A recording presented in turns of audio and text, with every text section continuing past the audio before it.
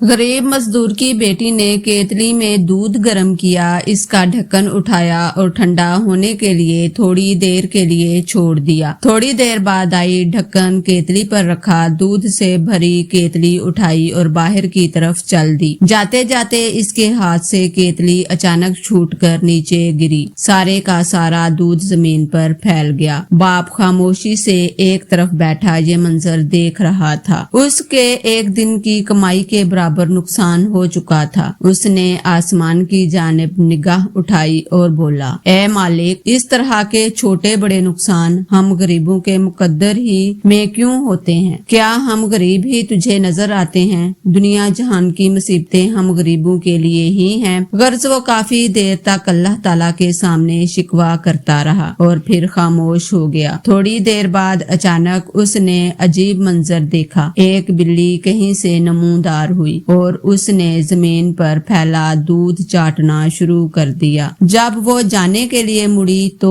एकदम लड़खड़ाई और जमीन पर गिरकर लोटपोट होने लगी। वो भागकर पहुंचा, लेकिन उसके पहुंचने से पहले ही बिल्ली की मौत हो गई। उसे सदमा हुआ। यकीनन अनजाने में दूध में कोई मोहलक चीज शामिल हो गई थी। उसने केतली को अंदर से देखा तो उसके अंदर एक छिपकली मरी पड़ी थी। इसे ख्याल आया कि अगर ये दूध जमीन पर ना गिरता तो क्या होता। फौरन रब की बड़ाई का इसे एहसास हुआ। नदामत के आंसू गिरने लगे। वो बैठे बैठे जमीन पर सजदा रेज हो गया। या अल्लाह माफ कर दे। वो कह रहा था, या रब, तेरे हर काम में कोई ना कोई मसलहत पोशीदा होती है। हम कितने नादान है कि छोटे से छोटे नुकसान पर तकदीर का गिला करने लगते हैं।